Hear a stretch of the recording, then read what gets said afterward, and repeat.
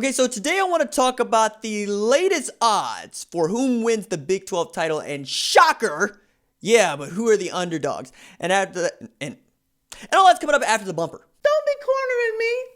Hold up, time. You gotta help me with that corner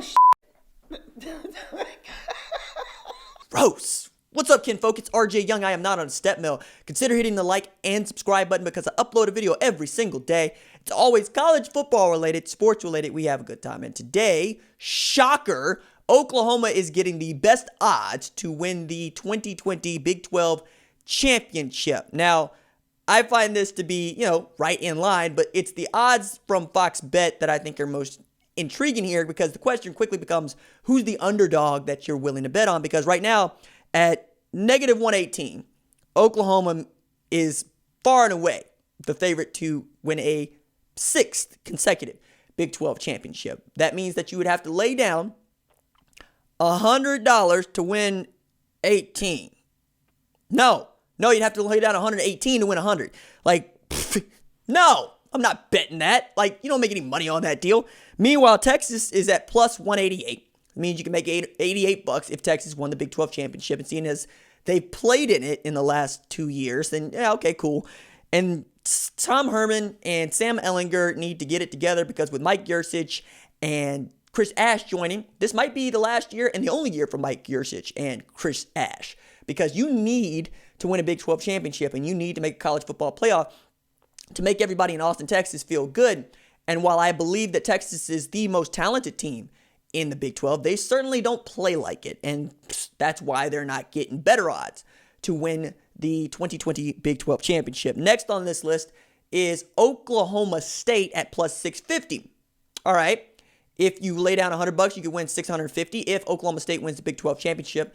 And I get Tylan Wallace is returning off of an ACL injury where he was leading the nation in receiving until he went down in that November game. But Chuba Hubbard is also back there, right? 2,000-yard rusher, best tailback in all of college football to some. And the defense was better than you would have expected it to be. And Malcolm Rodriguez is coming into a year in which I think he's going to show out. However, Spencer Sanders is still the quarterback. And unless Spencer Sanders has that turnover thing under control, you're not going to win as many games as you should, because he's going to throw the ball away or he's going to put the ball on the ground. He did not have the best redshirt freshman season, but then when he went out with the hand injury, we all saw why Drew Brown wasn't getting more snaps out there.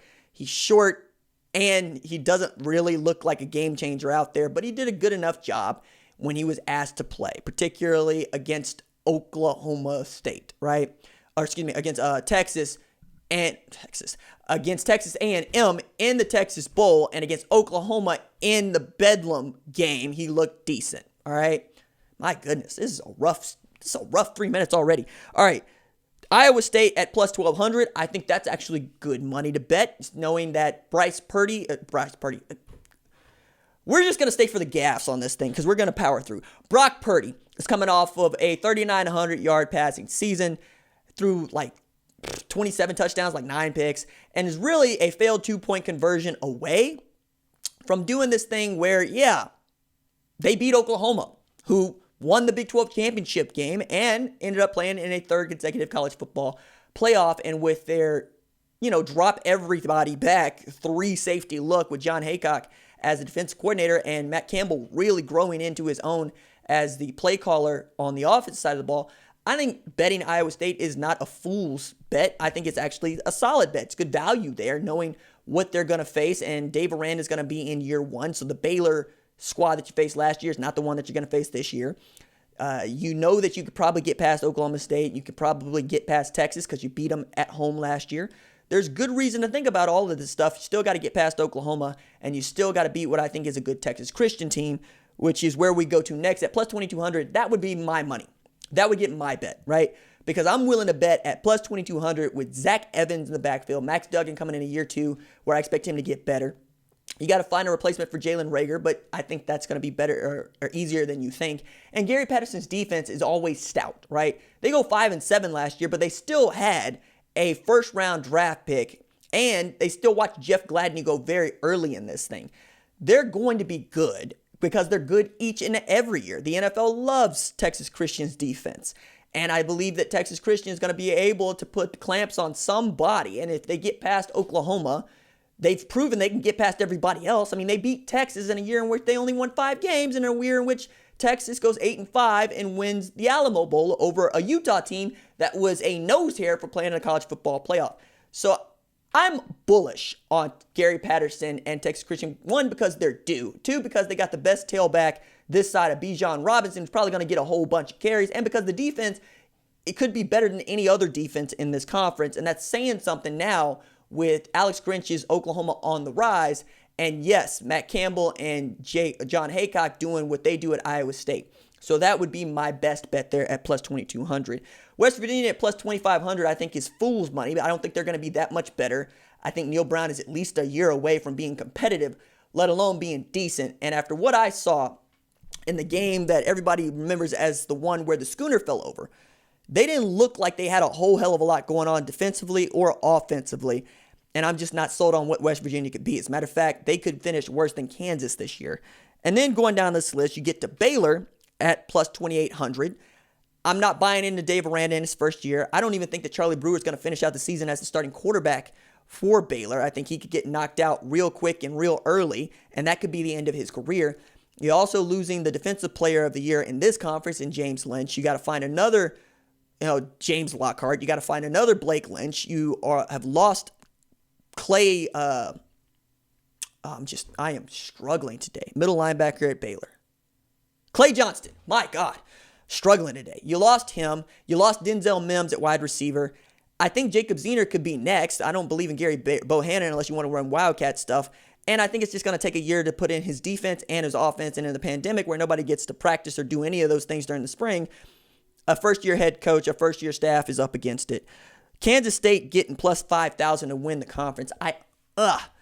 They're kind of in that Oklahoma State category for me where they're going to be better than most people think because I had Kansas State winning 7 games last year, and I was right because Chris Klieman knows what he's doing from a coaching standpoint, but it's about getting the talent to catch up in this conference. I just don't see it, especially after you lose Scotty Hazelton to Michigan State. I understand you're just elevating another guy, but I still think that changing from one defensive play caller to another is not ideal. And when Courtney Messingham finally got it figured out, it was good when they were one in the offense, but it's still not one in which you're supposed to go toe-to-toe with high-octane offenses. That said, they dropped 48 on Oklahoma. Can they do that to everybody in this conference? I don't think so. And Texas Tech at plus 6,000, it's a good bet. I would put money on it. It'd be my second bet in this conference because you return Alan Bowman, right? You're going to get better defensively. You know who you are offensively, and Matt Wells has done a remarkably good job of elevating the talent level around Texas Tech and also competing with the teams for which they can compete with, right?